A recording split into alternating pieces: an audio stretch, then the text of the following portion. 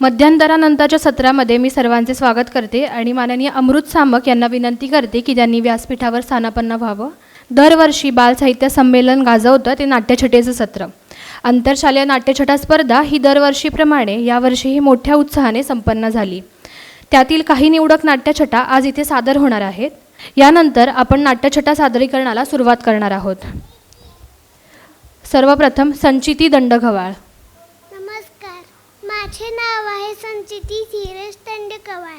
माझ्या शाळेचे नाव आहे कोळविलकर गुरुजी विद्यालय. आज मी तुमच्या समोर एक नाट्यछटा सादर करणार आहे. त्याच नाट्यछटेचे नाव आहे मी कोण होणार. सकाळी सकाळी माझ्या आईने मला आवाज दिला, संचिती, ए संचिती, अगं बघ तरी जरा सकाळच्या 8 वाजले, अगं उठ का छकुली. आई, आज रविवार आहे, झोपू देत ना. अगं छकुली, तुला माहित नाही आहे का, गावावरून आजोबा आलेत. काय, आजोबा आलेत का? मी तर त्यांच्याकडे पळत जाणार. सुप्रभात आजोबा, तुम्ही काय करत आहात? काय ग छकुली, तू इतक्या वेळ झोपून राहिलीस तर तू मोठी होऊन काय होणार? बाबांच्या या प्रश्नाने मला विचारातच टाकलं. कधी कधी असं विचार येतो की आपण डॉक्टर व्हावं, पण स्त्री बघून तर नको बाबा डॉक्टर असंच होतं. कधी कधी आमच्या घरी आलेले आजोबा म्हणाले, ही मुलगी तर फारच बडबड करते बाबा, हिला आपण वकील बनवायचं का? माझ्या काकाकडे बघून पण मला तसंच वाटतं की आपण वकील बनावं, पण वकील होण्यासाठी तर इंग्लिश वाचावं लागतं. मला इंग्लिश वाचता पण येत नाही. आत्ता काय करायचं? मी टीव्हीवर डान्सरचा कार्यक्रम बघते, तर तेव्हा मला तसंच वाटतं की आपण डान्सर व्हावं, पण डान्सर होण्यासाठी तर खूप उलट्या उड्या माराव्या लागतात, खूप काय करावं लागतं. मला तर करता पण येत नाही. आता काय करायचं? मी टीव्हीवर गाण्याचा कार्यक्रम पण लावते, पण माझं गाणं कोणी ऐकेल का? हा सगळा माझा विचारांचा गोंधळ बघून आईने मला जवळ घेतलं. सगळ्यात पहिले आई म्हटली की सगळ्यात पहिले आपण सगळ्यांना मदत करायची, सगळ्यांचं ऐकायचं, मग आपण आपोआपच चांगलं होतो आणि आम्हाला आपल्याला जे कापावं ते आपण करू शकतो. आईच्या या प्रश्नाने माझे सगळे विचारच पडून गेले आणि मी आपली खेळायला निघाले. धन्यवाद. नमस्कार, माझं नाव ते तुम्ही नाट्यछटेत ऐकणारच आहात. माझ्या नाट्यछटेचं नाव मदत. आलो आजी, मी जरा अभ्यास करतोय, थोड्या वेळाने आलं तर चालेल का? काय म्हणता? लगेच येऊ? आलोच. ए आई, जाऊन येतो गो, शेजारच्या आजी बोलवतायत, काहीतरी मोठा प्रॉब्लेम झालाय म्हणतायत. अगं हो, खरंच, तुला ना खोटच वाटतं दरवेळी. अगं तुला माहिती झाली का गं? मी आजींना विचारलं पण थोड्या वेळाने आलं तर चालेल का, तर नाही म्हणाला. त्या जाऊन येतो आता, काय करणार. अहो आजी, काय झालं? हो, मला माहिती आहे तुमचा मोबाईल नवा आहे. आता सांगा बरं काय झालं ते. काय, नंबर कसा शेव करायचा? अहो आजी, शेव नाही हो, शेव खायची असते. पालक शेव, लसूण शेव आणि हे सेव यांच्यासमोर ओलून माझा घसा कामात न जातो. यांना हे खेळणं आणून दिलं यांच्या मुलानं, तो जातो निघून आणि दिवसभर मला प्रश्न विचारत राहतात. हे बघा, असं ॲड कॉन्टॅक्ट करायचो की झाला शेव नंबर, सॉरी सेव्ह नंबर. हुश, झाला बुवा यांचा मोबाईलचा प्रॉब्लेम सॉल्व्ह.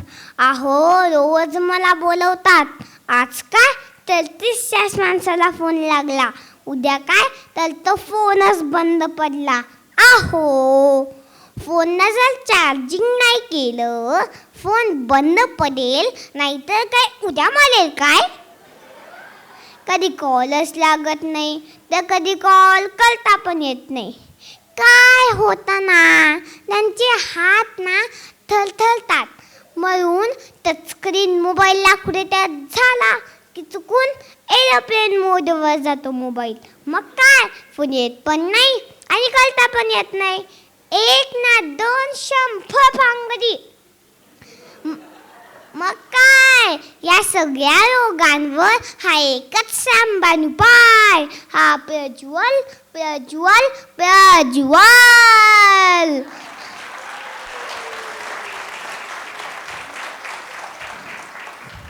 पूर्वी काकू माझ्याशी जरा रागानेच बोलायच्या. दुपारचं खेळू नका रे, गाणी हळू बोला, टीव्हीचा आवाजच कमी ठेवा, बॉल आमच्या गॅलरीतच येता काम नाहीये. एक ना दोन 1000 सूचना. पण जेव्हापासून हा मोबाईल आलाय आणि मित्रातील अगदी सर्वज्ञ असा त्यांचा समज, बरोबर गैरसमज म्हणा, जेव्हापासून झालाय ना तेव्हापासून त्यांच्यात आमूलाग्र बदल झालाय. सारखं मला बोलवतात, प्रज्वल तुला खाऊ देऊ का रे, खेळायला जरा, उन्हाने खेळायला हवं वगैरे वगैरे. मग काय मी पण ऐकतो काय, खात जरा भाव. आजींना हाक मारली की विचारतो, आत्ताच यायला हवं का, थोडा अभ्यास आहे. अहो मिळतोय भाव तर सोडा कशाला, त्यांचा मुलगाच तेवढा बिझी का काय ते. मग आम्ही रिकामटेकडे. मला पण जरा स्टेटस बीटस वगैरे आहे का नाही. नकोय बाबा, स्टेटस वगैरे शब्द उच्चारायला पण नको, नाहीतर या आजी विचारतील स्टेटस कसं बदलायचं रे प्रज्वल. अहो रोज नवीन फीचर येतात, तापच झालाय डोक्याला. तुम्हाला मधून खरं ते सांगतो, मला पण अभ्यासात जरा टाइमपास होतो. बरं आजींना हाक मारली म्हटलं की आईला पण काय बोलता येत नाही. अरे मी तर विसरूनच गेलो, आता म्हटलं जायला हवं, नाहीतर अभ्यासाच्या नावाने बॉम्ब आणि माझ्या नावाने अगदी शिमगा व्हायचा. बाय बाय, धन्यवाद.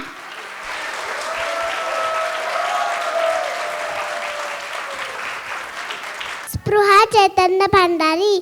माझ्या शाळेचं नाव माधव सदाशिव गोळवलकर गुरुजी विद्यालय पुणे. मी कनिष्ठ गटात शिकते. आज मी तुम्हाला नैवेद्य या विषयावर नाट्यछटा सादर करून दाखवत आहे. आजी आजी झाली पूजा. आज एवढं मोठं खावणी भरल्या ताट का ठेवला त्यापुढे. काय आज देवीची मोठी पूजा आहे आणि हे नैवेद्याचं ताट आहे. पण रोज तर तू पूजा करतेस तेव्हा दुधाची छोटी वाटी किंवा साखर नैवेद्य म्हणून ठेवतेस, पण देव कधीच खात नाही ते. तू रोज मलाच देतेस तो खाऊ. मग देवाला रोज रोज तोच नैवेद्य खाऊन कंटाळा आलाय की काय. मग तू उद्यापासून कधी भजी, कधी भेळ, कधी पावभाजी तर कधी कॅडबरी असा नैवेद्य म्हणून ठेवत जा ना. देव तर काय खातच नाही, मग मलाच मिळेल खायला. पण आजी देव रागावला असेल का ग माझ्यावर, मी रोज त्याचा खाऊ खाते म्हणून. काय लहान मुलांमध्ये पण देव असतो म्हणून तो रागावत नाही. पण तू त्या कोणत्या तरी अंकलची गोष्ट सांगतेस बघ, ते संत अंकल, ज्ञानेश्वर, तुकाराम, एकनाथ, ते तर सांगतात ना की देव सगळ्यांमध्येच असतं म्हणून. काय ग आजी कंटाळलीस मी या प्रश्नांना. अगं कुठे चाललीस. स्वयंपाक घरात आवरायला. बरं हो हो ठेवते आम्ही लक्ष पूजेकडे आणि नैवेद्याकडे.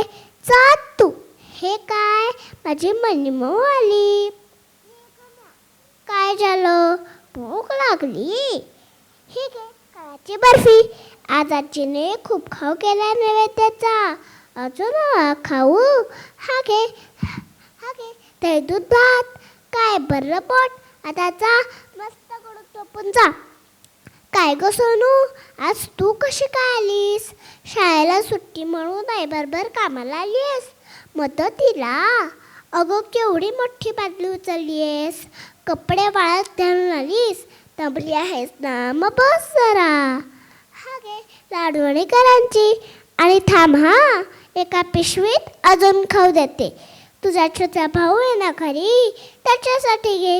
नाही ग, आजी नाही रागावणार. तिलाच सांगितलंय की देव लहान मुलांमध्ये पण असतं म्हणून हे बघ, मी पण खाते बर्फी. आलीस आजी? झालं काम? अगं शिरा खाऊन का बघतेस? काय नैवेद्याचं भरले ताट इतकं संपलं कसं? अगं देवानेच खाल्ला खाऊ. खोटं नाही, अगदी खरं सांगतेय.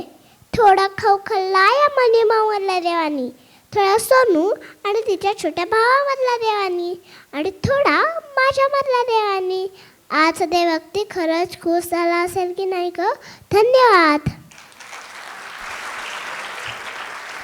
नमस्कार, माझे नाव विदीप्ती कृष्णा नेमाने. मी आत्ता 2री शिकते. माझ्या शाळेचे नाव प्रामाणिक प्राथमिक विद्या मंदिर, कर्वेनगर, पुणे. माझ्या नाट्यछटाचे नाव आहे मोगरा फुलेला. मोगरा वास घ्या मोगरा वास, 10 रुपयाला 2 दिलं, 10 रुपयाला 2. ओ काका, गजरा घ्या की गजरा? ओ मॅडमसाठी घ्या की. बरं, नाही म्हणता?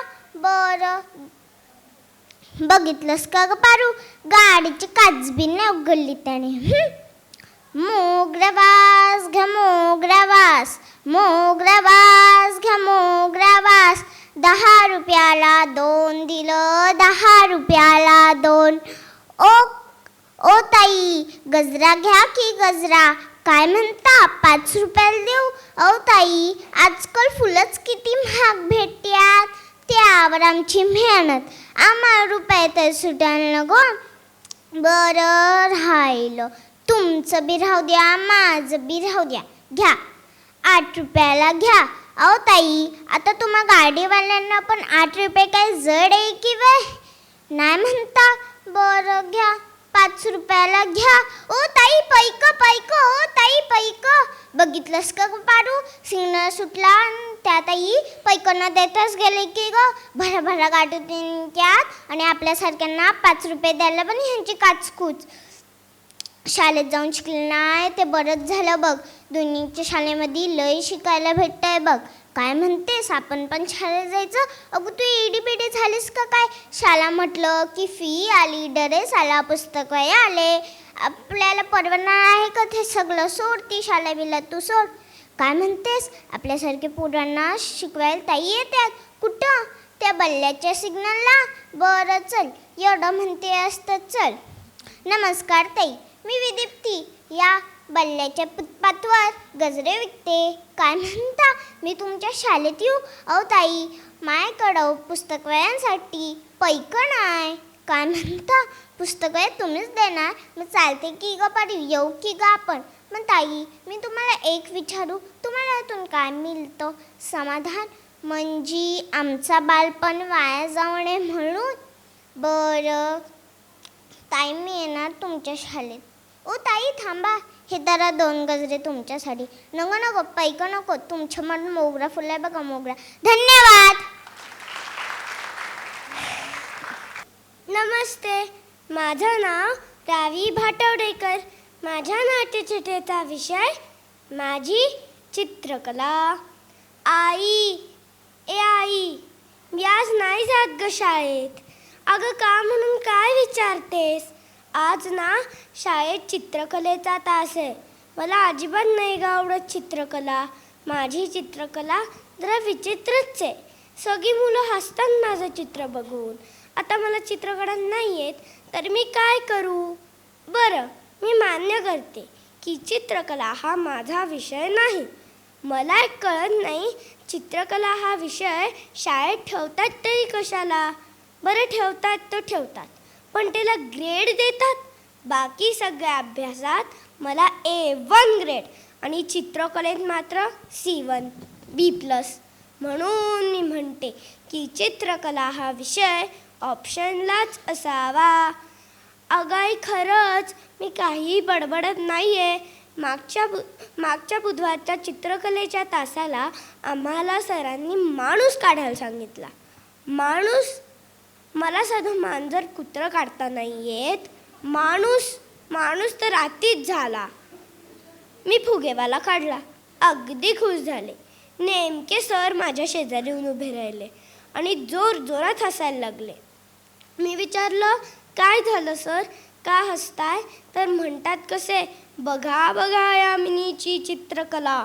हिचा फुगेवाला जमिनीवर आहे, पण फुगे मात्र आकाशातली लोक विकत घेत आहेत.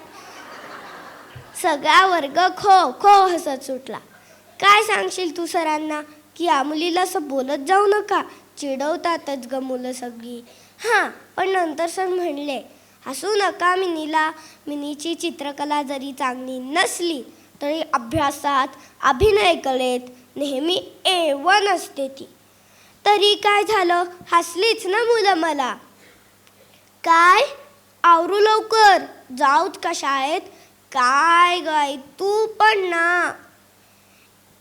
तुझी होती का ग चित्रकला चांगली? हसतेस काय? काय कोणती म्हण? आडात नाही तर पोहऱ्यात कुठून येणार? म्हणजे काय? अच्छा, म्हणजे तुझी आणि बाबाची सुद्धा चित्रकला चांगली नव्हती होय. वा, भारीच ग तू. म्हणजे मंडळी असं आहे तर हे आहे कारण माझी चित्रकला वाईट असण्याचं. पण मग का ठेवतात ग हा विषय अभ्यासाला? अच्छा, असं आहे तर काही मुलं अभ्यासात हुशार नसतात. ती नर्वस होऊ नये, त्यांना आपल्या कलेचा अभिमान वाटावा असा विचार आहे का? आणि मी पण माझ्या शेजारी बसणाऱ्या मैत्रिणीकडून चित्र शिकून घेईन. तिला अभ्यासात जरा कमीच मार्क असतात, पण चित्रकलेत मात्र नेहमी A1 ग्रेड. आई, या शाळेवाल्यांचं डोकं पण ना अगदी A1 आहे. चला, जाते मी शाळेत माझी विचित्र कला दाखवायला. बाय. मी माननीय नमस्कार, माझे नाव रिद्धी. माझ्या नाट्यछटेचं नाव माझे भांडणाचे फंडे. नमस्कार, मी मानसी भांडे. काय म्हणालात? पाण्याचे भांडे? तुम्ही पण चेष्टा करताय ना माझ्या आडनावाची?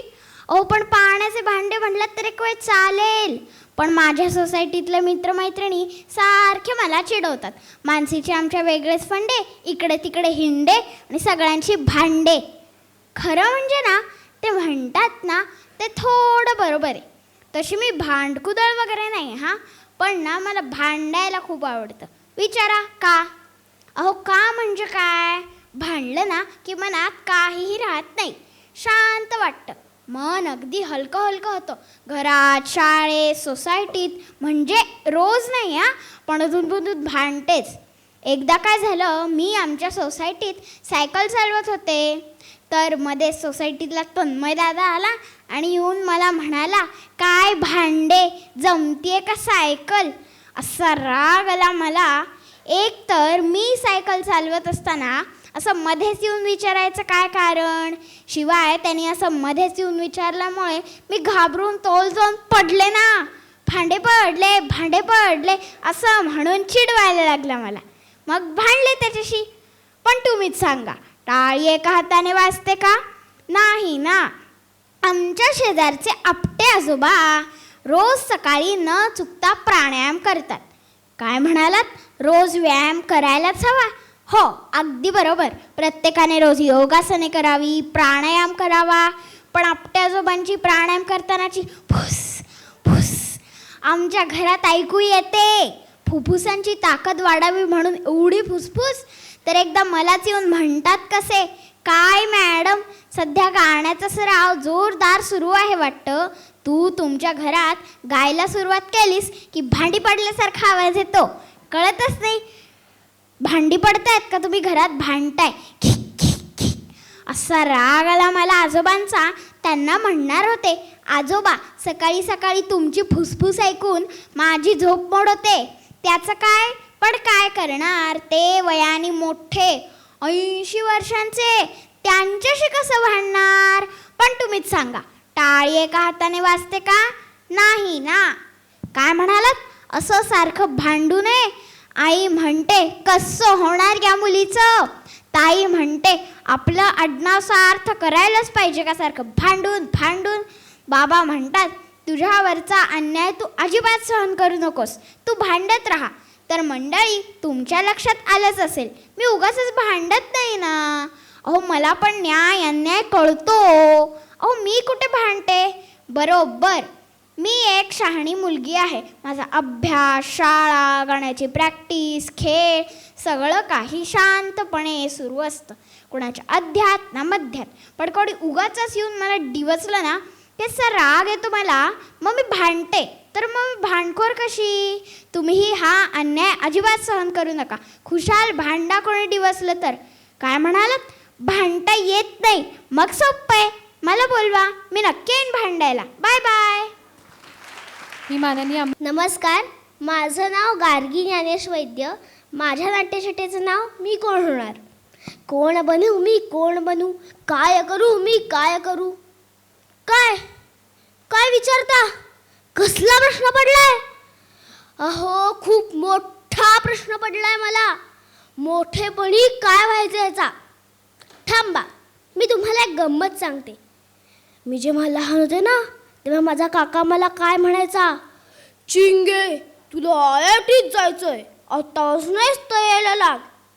आता मला तेव्हा साधा आयही लिहिता येत नव्हता आणि आत्तासुद्धा IIT ही 3 अक्षरच लिहिता येतात. माझी आत्या मला म्हणते, चिंगे तू डॉक्टर हो. नको ग बाई, त्या इवल्या मुलांना इंजेक्शन टोचायचं आणि रडवायचं. काय रडतात ती मुलं? हां, म्हणजे मी नाही रडायचं म्हणा, खूप धीट होते ना. काय म्हणता? खोटं? बोलू नका कुठे. पण मला सांगा, तुम्हाला तरी आवडेल का त्या इवल्या गोडुल्यांना रडवायला? नाही ना. मग माझ्या बाबाचा मित्र मला म्हणतो, चिंगे तू मोठे होऊन परदेशात जा, खूप शिक. आणि येथे आम्हाला आत्ता शाळेत शिकवतात, भारत देश महान, आपुला भारत देश महान. माझा महान देश सोडून ते छोट्या देशात कशाला जायचं? माझा बाबा मला म्हणतो, चिंगे तू शिक्षिका हो, सारखं काहीतरी शिकवत असतेस जगाला. त्यावरून माझी आई म्हणते, नको, मागता येत नसेल भीक तर मास्तर की शिक. आता माझी मावशी माझी नौटंकी पाहून म्हणते, चिंगे तू नाटकात जा, जरा एवढंच लागलं ना की मोठं बोकाड पसरतेस, पण डोळ्यात एक थेंब नसतो पाण्याचा. आता ह्या सगळ्यावर तुम्ही मला विचाराल की चिंगे तुला नक्की काय व्हायचंय? तर माझी रोजची मतं वेगळी असतात. कधी मला मस्त बँडवाला व्हावं असं वाटतं, तर कधी मस्त भेळवाला, कधी वाटतं काहीच नको, पुन्हा लहान बाळ हवं. कधी वाटतं पोलीस व्हावं, तर कधी सैन्यात जावं असं वाटतं. ऑपरेशन सिंधू, ढिशक्याव ढिशक्याव. मी माझ्या काकाला एकदा काय उत्तर दिलं होतं माहिती आहे का? काका, मला मोठं होऊन ना आपल्या आजोबांसारखं पेन्शनर व्हायचंय. पण ना या सगळ्यामध्ये माझी पणजी आजी म्हणते ते मला फार आवडतं. काय म्हणते ते कळत नाही, पण ऐकायला छान वाटतं. पणजी आजी म्हणते, चिंगे तू मोठ्यापणी काही हो, पण आधी चांगला माणूस हो. चांगला माणूस. तुम्हालाही ऐकायला छान वाटलं ना? हो हो, मलाही वाटतं.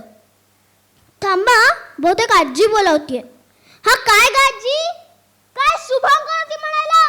हा येते, बाय. पण शुभंकर होती वरनं आठवलं. तुम्ही म्हणता का रोज शुभंकर होती? म्हणत जा रोज, नाहीतर आजी रागावते. बाय. मला आता शुभंकर होती म्हणायचंय, आजी रागवेल. बाय. नमस्कार, माझे नाव श्राव्या मंदार ओरसकर. मी इयत्ता 3 अ मध्ये शिकते. मी शिक्षण प्रसारक मंडळीची मराठी माध्यम शाळा निगडी पुणे येथून आली आहे. माझ्या नाट्यछटेचे नाव आहे माझा शाळेचा पहिला दिवस. मला एक सांगा, तुम्ही कधी शाळेत गेलात का? म्हणजे तुमच्याकडे बघून असं वाटतंय की तुम्ही शाळेत गेला असाल, पण माझ्यासारखं तर नक्कीच गेले नसणार. आता तुम्ही म्हणाल माझ्यासारखे म्हणजे नक्की कसे? अहो 10-12 शाळांच्या पालथ्या घातल्यावर, म्हणजे तशा पालथ्या नाही तर 10-12 शाळांच्या चक्रा मारल्यावर एका शाळेने मला कसं बसं घ्यायची तयारी दाखवली आणि आईबाबाने एकदाचं हुश केलं. जसा तो जून महिना सुरू झाला तशी माझी शाळेची तयारी सुरू झाली. म्हणजे शाळा माझी पण तयारी आईबाबांची. पण ही तयारी करता करता मी जास्त दमून गेले. आता बघा, शूज घ्यायला पायांचे माप द्या, ड्रेस घ्यायला अंगाचे माप द्या, केस कापायला पार्लरमध्ये जा. खरं तर लॉकडाऊनमध्ये बाबाच माझे केस कापायचे, पण त्यांची कलाकुसर बघून आईने मला पार्लरमध्येच नेणं पसंत केलं. आणि शेवटी एकदाचा तो 15 जून उजाडला आणि प्रत्येकाची मला शाळेत नेण्याची घाई सुरू झाली. रोज 9 वाजता उठणारी मी आज मला 7 वाजताच आंघोळीला बसवलं. माझी निम्मी आंघोळ तर झोपेतच उरकून गेली. मी सर्व तयारी न रडता करावी म्हणून आदल्या दिवशी एक लॉलीपॉप आणून ठेवला होता. तो समोर दाखवून मला चक्क ब्लॅकमेल केलं. दारातून बाहेर पडताना तो लॉलीपॉप काय मिळाला नाही, पण आईच्या सूचनांचा डोस मात्र मिळाला. हे हरू नको, ते हरू नको, खोड्या काढू नको. आता माझ्याकडे बघून तुम्हाला मी खोडकर वाटते का? नाही ना. दारातून बाहेर पडताना बाबा माझा व्हिडिओ काढत होते, तर आजोबा सारखे चेहऱ्यावरून हात फिरवत होते. मी त्यांना म्हणालेच, अहो आजोबा, ते बाबा माझा व्हिडिओ काढतात, माझा मेकअप खराब होईल ना. तेवढ्या दारासमोर एक पिवळी व्हॅन आली. 10-12 रडक्या पोरांच्या मध्ये मला घुसवलं. जशी व्हॅन सुरू झाली तसा पोटात गोळा झाला, डोळ्यातून पाणी येऊ लागले, आईची आठवण येऊ लागली, नको ती शाळा असे वाटू लागले. मग मी काय केलं? अहो काय करणार, रडवेला तोंड घेऊन गेली तशी शाळेत. पण शाळेत गेल्यावर माझ्या एवढी मुले बघितल्यावर खूप आनंद झाला. घरची आठवण आलीच नाही. काय ती शाळा, काय तो क्लासरूम, काय ती खेळणी, एकदम सगळं ओके. असा होता माझ्या शाळेचा दिवस पहिला. नव्या मित्रमैत्रिणींसोबत खूप मस्त गेला. थोडा आनंद, भीती थोडी, हळूहळू लागेल शाळेची गोडी. धन्यवाद.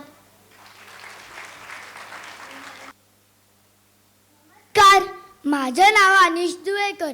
माझ्या नाट्यछटेचं नाव सायंटिस्ट व्हायचं आहे मला. काय म्हणता? काय झालं एवढं धावत यायला?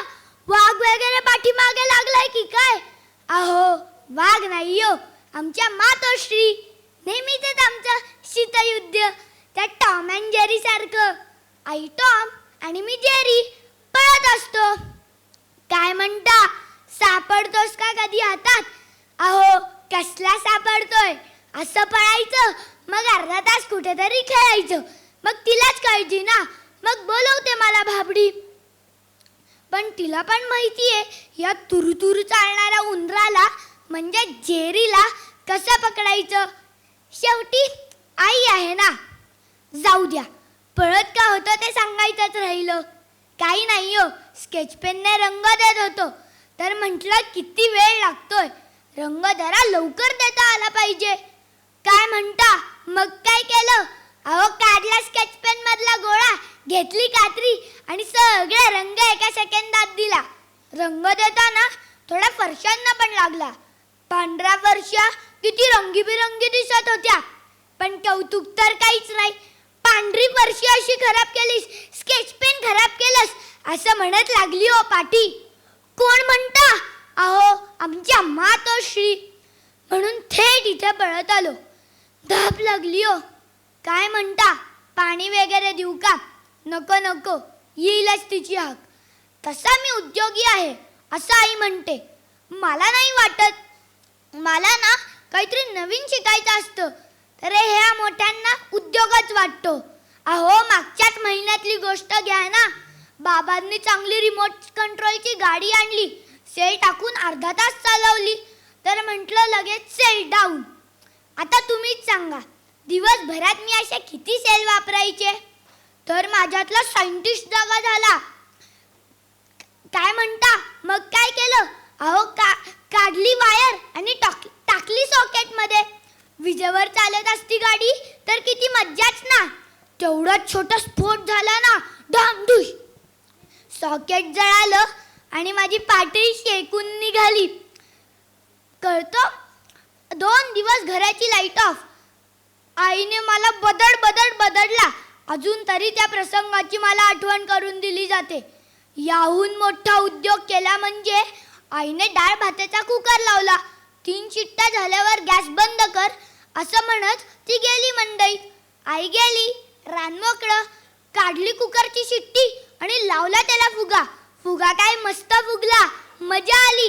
पण आई आल्यावर चांगली धुलाई झाली. कळतं मला, यातनं काही अपघात झाला तर मलाच त्रास होईल.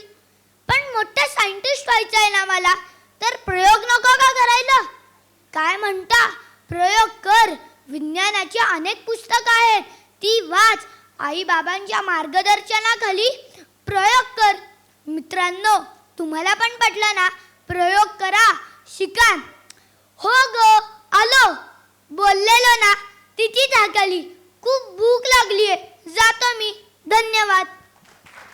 नमस्कार, माझे नाव आनंदी गणेश प्रसाद भरते. माझ्या नाट्यछटेचे नाव आहे किती अभ्यास करायचा. जाते ग मी आई अभ्यासाला. आता काय झाली बाई आईची कटकट सुरू. मंथनचा अभ्यास कर. किती करायचा ग तो? कंटाळा येतो मला. काय म्हणे? पाढेपाठ कर. समसंख्या, विषमसंख्या, किती पाठ करायचे ते आम्ही. काय तर ही मोठी माणसं म्हणतात पाठांतर करायलाच पाहिजे. अहो, तुम्ही सांगा, एवढं सगळं लक्षात ठेवायला माझा मेंदू काय कॉम्प्युटर आहे का? किती पण अभ्यास करा, या मोठ्या माणसांचं समाधानच नाही होत. अगं आई, त्या दिवशी ती तन्वी आली होती ना, तर मला म्हणालीस, बघ जरा तिच्याकडे, किती अभ्यास करते ती. घे तिच्याकडून काहीतरी शिकून.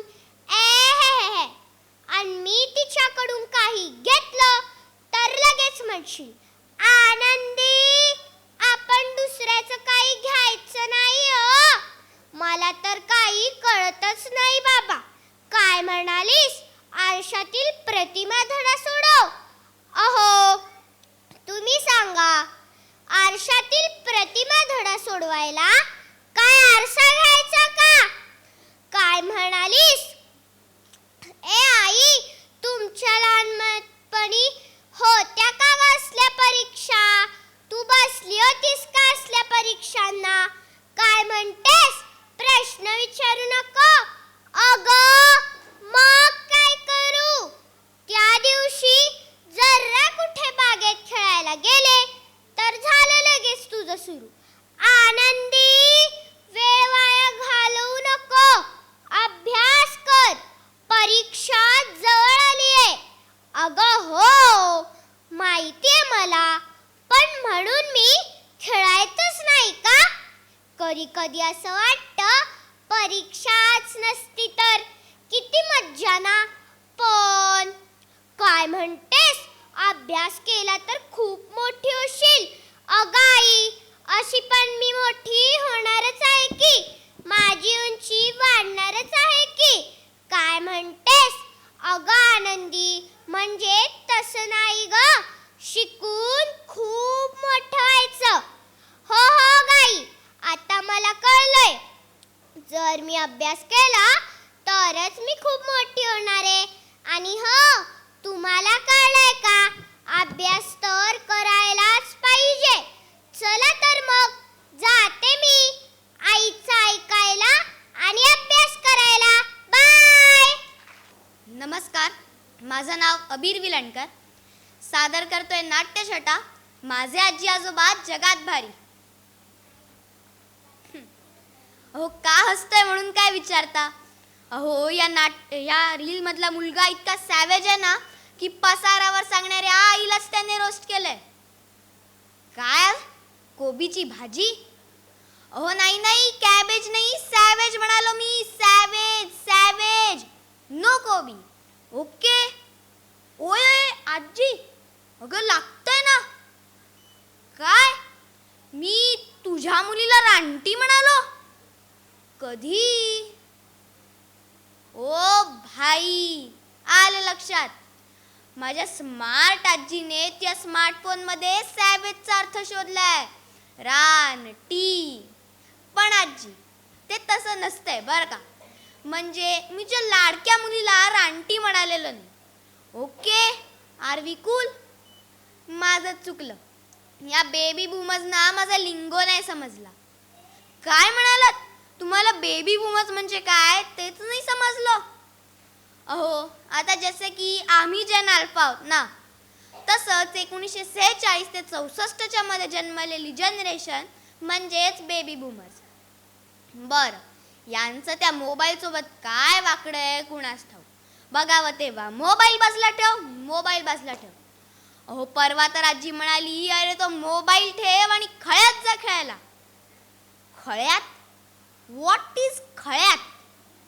मग लक्षात आलं तिला अंगणात म्हणायचं होतं. पण आजी, सोसायटीच्या खळ्यात तर सगळ्या कार पार्कड आहेत ना. एकदा तर आजोबा बाबाला चोरडले. म्हणाले, अरे पर्साकडे जाताना कशाला रे हवा तो मोबाईल? आत्ता मला कळेना. बाबा कोणा पर्सा नावाच्या माणसाला भेटायला चालला असेल कुणी जुना मित्र, पर्सा काका. तर मग मोबाईल का नाही न्यायचा? पण मग नंतर खोळ लक्षात आला. अर्थातच आजीने समजवला. पण ही चर्चा इथेच पुरे. अहो, यांचे एक एक शब्द आणि म्हणी यांचा स्टॉक तर कधी संपतच नाही. एकदा काहीतरी शोधत होतो, अख्खं घर शोधलं, पण शेवटी ती वस्तू स्कूल बॅगमध्येच सापडली. आजी लगेच काखेत कळसान गावाला वळसा. आजी डूड, नाईस रायमिंग. कळसा अँड वळसा, कूल. एकदा पूजा करता करता म्हणाली, अरे फुलपात्रभर पाणी आण रे. यातलं पाणी आण एवढंच समजलं, पण नेमकं कशात ना? अहो, मामाकडून आली की फक्त 4 वर्षांच्या नातीचे कौतुक. पिंजरी 1 नंबरची नटमोगरी आहे. What is Pinjari bro? असले एक एक भयंकर शब्द. पापुद्रा काय, मेणकापड काय, काही विचारू नका. अहो, आमचे आजोबा ते पण काय कमी नाही. एकदा म्हणाले, झोपेत उंडारतो आणि म्हणे बिछाना विस्कटला. त्यांना एवढंच म्हणायचं होतं की सगळा गोंधळ तूच केलेला आहेस. तर एकदा काय, डोळे मिटले की काळोख नाहीसा होतो का रे? बर, त्यांचे कायम एकच म्हणणे असते, तुम्हाला AI, ChatGPT, नॅनोबॉट्स याबद्दल तर सारं माहिती आहे, पण घरातली साधी तूर डाळ आणि मसूर डाळ यातला फरक नाही ओळखता येत. तेव्हा मीच त्यांना सांगतो की या सर्वासाठी तुम्हीच तर आहात माझे गुगल आणि ChatGPT. तर मंडळी, आमच्यामध्ये भाषेतला घोळ तर कायम राहील, पण आमचं नातं एकदम ओजी आहे. काय म्हणालात? ओजी म्हणजे काय? अहो, म्हणजे ओरिजिनल गँगस्टर. अहो नाही, दाऊद इब्राहिम नाही हो. ओजी म्हणजे जगात भारी. माझे आजी आजोबा जगात भारी. धन्यवाद. नमस्कार, माझं नाव अद्विका मेहता. आज मी तुमच्यासमोर सादर करणार आहे माझ्या आईने लिहिलेली एक नाट्यछटा, जिचं नाव आहे तिला शिकायचं आहे. मयूर, अरे आवर पटपट, शाळेला जायला उशीर नाही का होतोय? हा गे डबा. बॅग नीट भरली आहेस ना? सगळं नीट घेतलंयस ना रे? वर्गात नीट लक्ष दे बरं का. तुला आठवत आहे ना रे आपल्या बाबांचं स्वप्न? तुला मोठं होऊन इंजिनियर बनायचं आहे आणि मला डॉक्टर. चल बाय. काय म्हणालास? मी कधी येणार आहे शाळेला? एवढ्यावरून येते ना, तू हो पुढे. तुम्हाला खरं सांगू का, खूप हुशार आहे माझा भाऊ. तो मोठा होऊन नक्कीच इंजिनियर बनेल. चला आता बसून चालणार नाही, पटपट भांडी घासून घेते, म्हणजे आई आल्यावर आम्ही एकत्र जेवायला बसू. काय विचारताय? मी कधी शाळेला जाणार? नाही, आज नाही जाणार शाळेला. का विचारताय? ते अजून शाळेच्या टर्मची फी नाही ना भरली आईनी. तरी आई आज डॉक्टर काकूंना विचारणार आहे. जर का ॲडव्हान्समध्ये पैसे मिळाले तर मग आम्ही लगेचच फी भरून टाकू. मग जाईन की मी उद्यापासून शाळेला. तुम्हाला खरं सांगू का, 10 दिवस झाले मी शाळेला गेले नाही आहे. असं झालं तर मग बाबांचं स्वप्न कसं पूर्ण होणार? बाबा बाबा कुठेत विचारताय? बाबा नाही आहेत आता या जगात. 4 वर्ष झाली ते जाऊन. रिक्षा चालवायचे ते. खूप प्रेम होतं त्यांचं आमच्यावर आणि खूप स्वप्नही होती. पण कोरोनाच्या दुसऱ्या लाटेत ते देवाघरी गेले. इतकी वर्ष रेटून नेलं हो आम्ही. आईसुद्धा स्वयंपाकाच्या कामाला लागली. पण एवढं करून दोघांच्या फीज भरणं शक्य नाही ना होते. पण माझं आणि आईचं ठरलंय, काहीही झालं तरी आम्ही मयूरची शाळा मात्र बंद होऊ देणार नाही. तुमच्याशी बोलत बसले आणि माझी भांडी घासायची राहिली ना. कोणती बरं ती कुसुमाग्रजांची कविता? हां, कणा. मोडून पडला संसार तरी मोडला नाही कणा. मोडून पडला संसार तरी मोडला नाही कणा. पाठीवरती हात ठेवून नुसतं लढ म्हणा. कोणीतरी हाक मारताय मला. तुम्हाला सुद्धा ऐकू येते ना? हा अय्या, मराठी बाई, आमच्या शाळेतल्या मराठी बाई. बाई या ना, बसा. मी शाळेत नाही आले म्हणून घरी आलात का?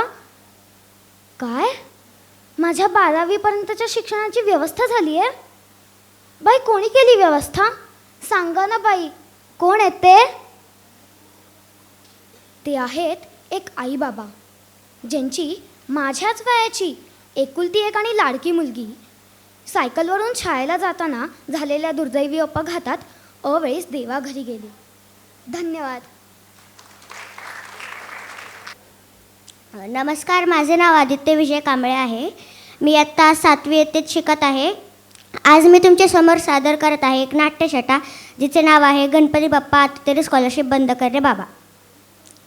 काय ग आई? आलो ग, आलो. आठवते मला मी स्कॉलरशिपला बसलोय. अगं ते रात्री 1 वाजता झोपलोय मी. काय म्हणालीस? पराक्रम केला का? अगं नाही ग, मी काय शिवाजी महाराज आहे का पराक्रम गाजवायला? अगं एका वेळी अफजल खानाला मारणं सोपं, पण स्कॉलरशिपला बसणं फारच अवघड आहे. कारण शिवरायांच्या मदतीला अनेक मावळे होते, पण माझ्या मदतीला कुणीच नाही. काय म्हणालीस? आता काही नको म्हणी पाठ करू? हो करतो करतो. अति तिथे माती, अंधाळा मारतो एक डोळा, देव देतो 2 डोळे. आई इकडे ये ग. आई, देव असं का करतो? काय म्हणालीस? तुला माहीत नाही? अगं त्यात काय विशेष, एकावर एक डोळा तर फ्री असतो ना. काय म्हणालीस? आगाऊपणा करू नको. अगं नाही ग, तूच तर म्हणालीस ना हसत खेळत अभ्यास करत जा म्हणून.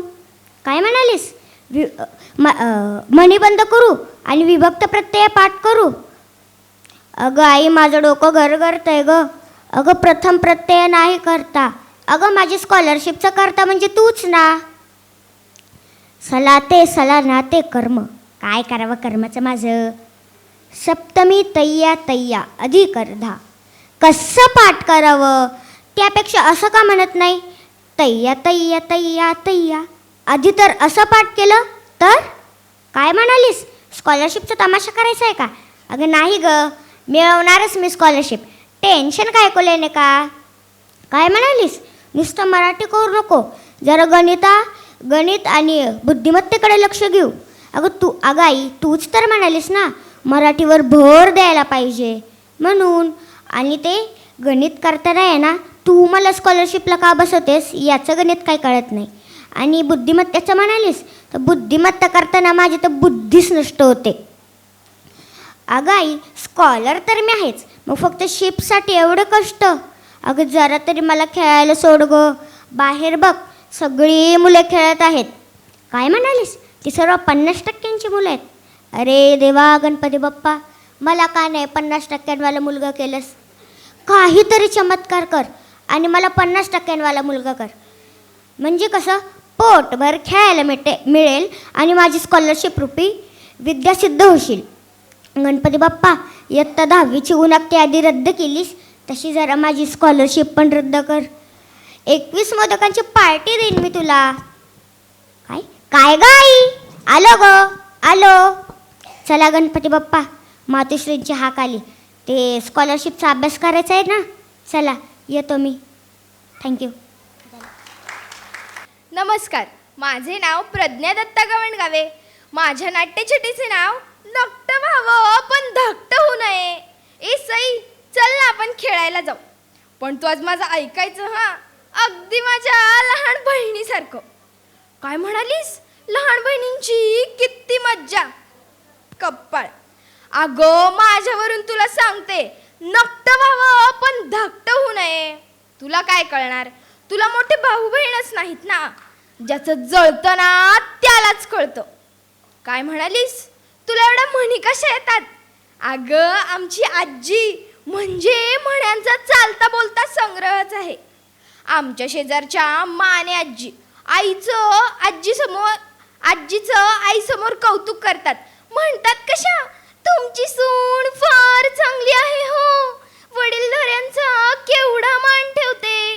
तेव्हा आजी म्हणते, ज्याचं जळतं ना त्यालाच कळतं. मी काय सांगत होते तुला? हां, माझे धाकटेपण. अगं माझे बाबा ही माझ्या ताईची ओळख ही आमची मोठी प्राची अशी करून देतात. आणि माझी ओळख कशी करून देतात माहितीये? हे आमचं शेंडीफळ म्हणजे आमची प्रज्ञा. मला तर असा राग येतो ना, डोक्यावर एक शेंडी उगवल्यासारखं वाटतं. मग मी पण एकदा गंमत केली. माझ्या डान्स क्लासच्या मॅडम घरी आल्या होत्या. मी त्यांना बाबांची ओळख करून देताना म्हटलं, हे आमच्या आजीचं शेंडीफळ म्हणजे माझे बाबा. बाप रे, आईचा चेहरा तर रागाने लाल झाला होता, पण बाबा मात्र खुदू खुदू हसत होते. मग बाबांनी मॅडमला शेंडीफळाची गंमत सांगितली. अगं सई, आमच्या घरात पण 2 पार्ट्या आहेत. एका पार्टीत मी आणि माझे बाबा, तर दुसऱ्या पार्टीत आई आणि ताई. त्या दोघी म्हणजे नुसत्या रडूबाई. अगं मला तर स्ट्रॉंग पार्टीच आवडते. काय म्हणतेस? तुझी ताई तर तुझे किती लाड करते. अगं तुझ्यासमोर चाललेलं असतं तिचं लाडोबा लाडोबा. तुला माहितीये का, तिच्या सगळ्या वस्तू ती कुलपात लावून ठेवते, कुलपात. आता मला सांग, मी काय त्यात चोरणार आहे का? तिची रूम बघितली आहेस का कधी? सगळ्या खानांचे पोस्टर लावलेत, खानांचे. काय? आपल्या इतिहासातले खान? नाही ग, तू तर अगदी काकूबाईच आहेस. खान म्हणजे आमिर खान, सलमान खान, शाहरुख खान. मी तिला एकदा म्हटलं, मला पण दे ना ग एका खानाचा पोस्टर लावायला, मला ही खूप आवडतो. तर दोघी जण दात दाखवून हसायला लागतात. मी आईला म्हटलं, आई तूच म्हणतेस ना ग, एक तीळ 7 जणात वाटून खावा, मग एक पोस्टर द्यायला काय हरकत आहे? आई म्हणते कशी, लागली का लगेच आजी सारख्या म्हणी म्हणायला. तुला काय करायचे हिरो हिरोईनशी पोस्टर? अजून तू लहान आहेस. मला तसा राग आला होता ना. काय म्हणतेस सई, आपण थोडे दिवस आदला बदल करायची का? म्हणजे तू आमच्या घरी शेंडीफळ म्हणून राहणार.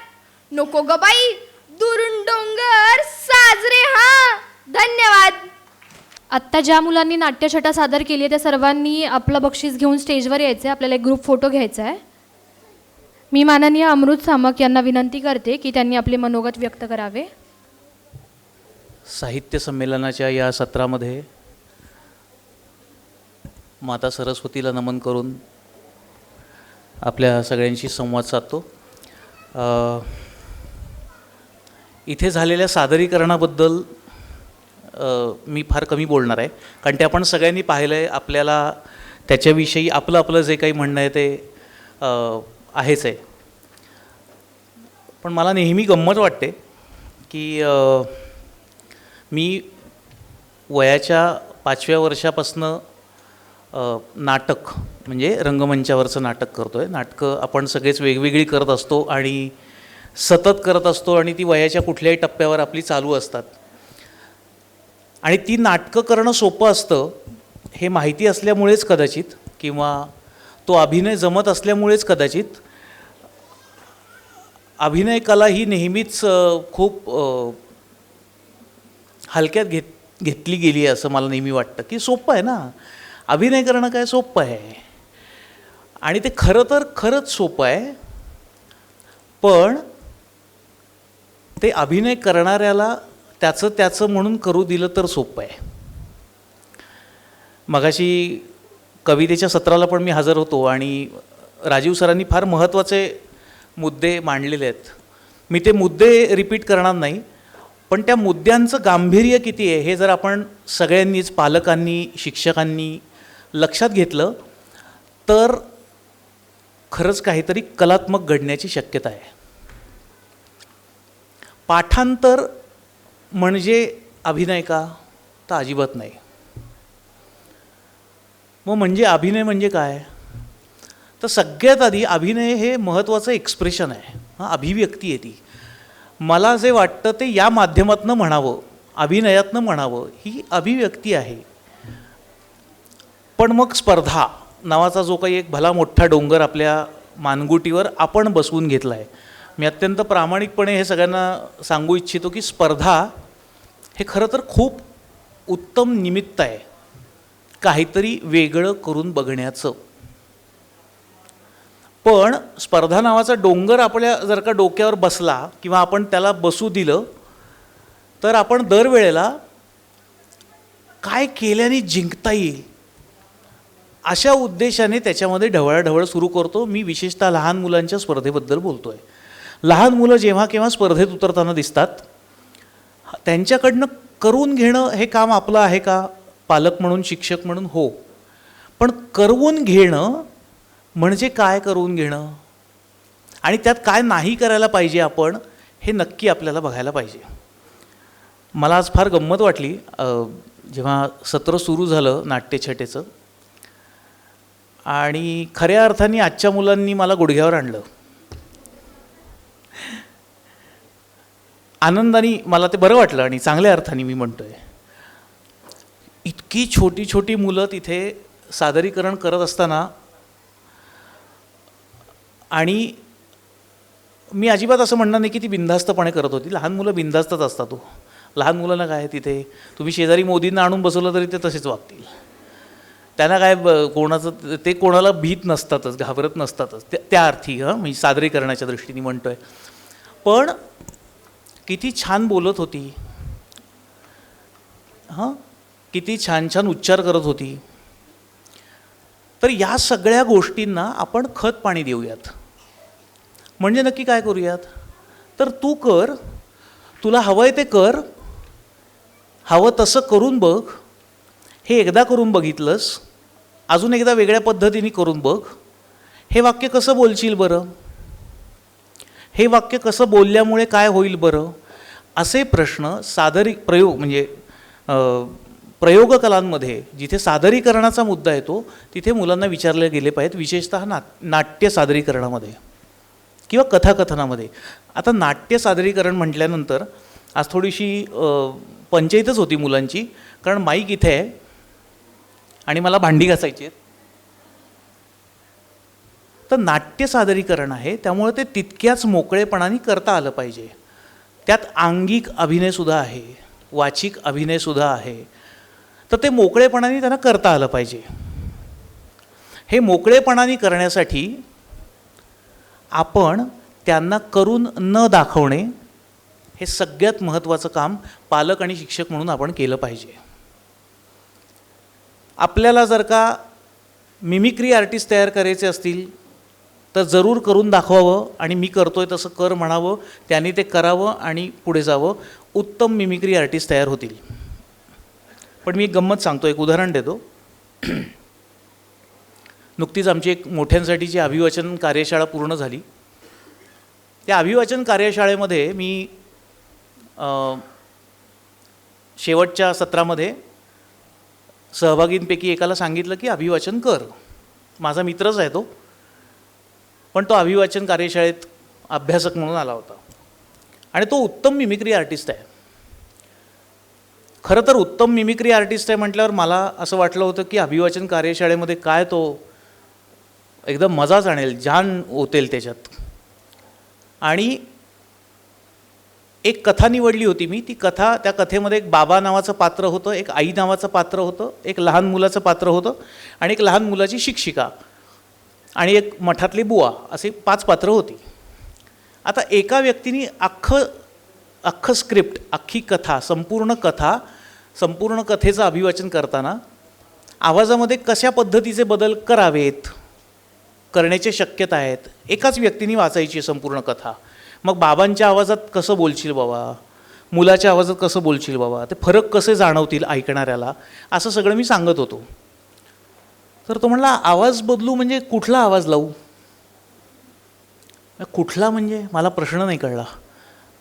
मग मला स्ट्राईक झालं, ध्यानात आलं माझ्या की अरे हा मिमिक्री आर्टिस्ट आहे. हा फार तर काय करू शकतोय की नाना पाटेकरचा उत्तम आवाज काढेल, हां, अनिल कपूरची चांगली मिमिक्री करेल, किंवा आणखीन 100 नटांचे आवाज सांगितले तर काढेल, पण त्याला बाबाचा आवाज लाव म्हणजे कोणाचा आवाज लाव याच्याशी असोसिएशन व्हायला वेळ लागतोय.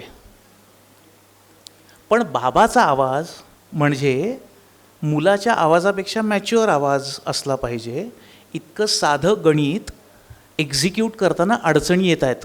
हा दोष नाही आहे बरं, पण सवय नसल्यामुळे, फक्त कॉपी करायची सवय लागलेली असल्यामुळे, आपला स्वतःचा विचार करायची सवय नसल्यामुळे ही अडचण येते आहे.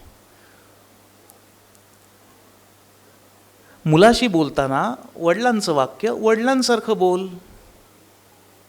पण म्हणजे माझा आवाज नाही, मग वेगळा आवाज काय लावू? नाही लावता येणार, कारण त्या उत्तम मिमिक्री आर्टिस्ट आहे. हां, मी त्याला सांगितलं इथे नाना पाटेकरांचा आवाज येऊ दे, तो लगेच आणेल, उत्तम करेल. पण नाना पाटेकरांच्या आवाजात वडील ऐकवतील का श्रोत्यांना, रिलेट होतील का? नाही होणार. म्हणून लक्षात घेऊयात, नाटक हे सादरीकरणामध्ये 1% असतं आणि प्रोसेसमध्ये 99% असतं. ती जी प्रोसेस घडते ना, 1 महिन्याची, 1.5 महिने, मी मोठ्या नाटकाबद्दल बोलतोय, नाट्यछटेच एक 10 दिवसाची, 15 दिवसाची जी काही प्रोसेस घडते ना, त्या प्रोसेसमध्ये खरं नाटक आहे. शिकायचं नाटक तिथे आहे, शिकायचा अभिनय तिथे आहे. आणि अभिनय शिकायचं आहे म्हणजे काय करायचं आहे तर, एक वाक्य तू किमान 5 वेळा, किमान 10 वेळा, किमान 15 वेळा म्हणून बघ. आणि 15 वेळा म्हणून बघितल्यावर कुठल्या पद्धतीने म्हटलेलं तुला चांगलं वाटतंय ते तू ठरव आणि तू म्हण. हे स्वातंत्र्य आपण आपल्या 7 वर्षांच्या, 8 वर्षांच्या, 10 वर्षांच्या मुलांना द्यायला हवं आहे. मी सांगतो, तू ना रडताना असं असं कर. हां, झालं, रेडीमेड सोल्युशन दिलं. येस, पोपटपंची नक्की चांगली होईल, बक्षीस कदाचित मिळेलही. ते कुठे राहील? शोकेसमध्ये राहील. पण त्या मुलाला नाटक म्हणजे, अभिनय म्हणजे विचार असतो, इमोशन्स असतात, हे लक्षात येईल का? एकाच ठिकाणी वेगवेगळ्या पद्धतीने रडता येईल का? मग वेगवेगळ्या पद्धतीने का रडेल बरं कोणी? मग प्रत्येक रडण्याचं मोटिवेशन वेगळं असेल का? हां, तर ह्याच्या मागची जी प्रोसेस आहे ही आपल्या मुलांना उलगडता येते. बरं, मुलांना उलगडता येते, आपण त्याची संधी द्यायला हवी. मगाशी मी सत्र सुरू करण्यापूर्वी आयोजकांना अशी विनंती केली की रंगमंचाची व्यवस्था आपण पूर्ण बदलूयात आणि सगळ्या मुलांना खाली बसू देत आणि प्रत्येकाला बाकीच्यांना प्रत्येकाची सादरीकरणं बघू देत, प्रत्येकाचं सादरीकरण खाली बसून बघू देत. हे बघण्याची संधी आपण मुलांना दिली पाहिजे की दुसऱ्यांचं बघ. दुर्दैवाने काही वेळेला माझं जेव्हा लक्ष इकडे जात होतं, काही जणांच्या बाबतीत असं होत होतं की आपलं सादरीकरण व्हायचं आहे म्हणून ते मूल मागे जाऊन प्रॅक्टिस करत होतं. प्रॅक्टिस केली ना रे घरी, आता बघ ना.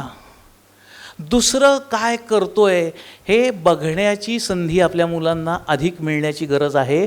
कारण आपण आता ऐकायला सुरुवात करण्याची गरज आहे. मी काय म्हणतो तो मुद्दा लक्षात घ्या. आपल्या सगळ्यांना सुदैवानी, परमेश्वर कृपेनी, निसर्गाच्या मदतीने, आपल्या आईवडिलांच्या आशीर्वादाने सगळ्यांना ऐकू येत आहे, छान. पण आपण ऐकू शकतोय का? कॅन वी लिसन? तर आपल्याला ही ऐकण्याची शक्ती आपल्या मुलांमध्ये डेव्हलप करायची आहे. अदरवाईज आपली मुलं भन्नाटच आहेत. नवीन पिढी, येणारी प्रत्येक नवीन पिढी मागच्या पिढीपेक्षा जास्त हुशार असतेच, तशी ही आहेच. ती हुशार आहेत, त्यांच्यात भान असलेलं शहाणपण आपल्याला जागवायचं आहे. ते जागवण्यासाठी त्यांना करायची संधी देऊयात. कुठेही पाठांतर म्हणजे घोकमपट्टी नाही. स्पेशली नाटकाबद्दल बोलतो आहे मी. नाटकाचे डायलॉगचं पाठांतर म्हणजे घोकमपट्टी नाही की बस एका जागी बस म्हण 100 वेळा. ते करून करून पाठ होईल. ते कसं करायचं ते करण्याची त्याला संधी देऊयात. त्या मुलांना प्रश्न विचारायची संधी देऊयात की तूच विचार बरं प्रश्न, हे कसं म्हणायला पाहिजे, तू सांग, तू 4 वेळा करून दाखव. आणि मग समोर बघून मला काय वाटलं त्याबद्दल, त्या सादरीकरणाबद्दल हे सांगायला पाहिजे आपण.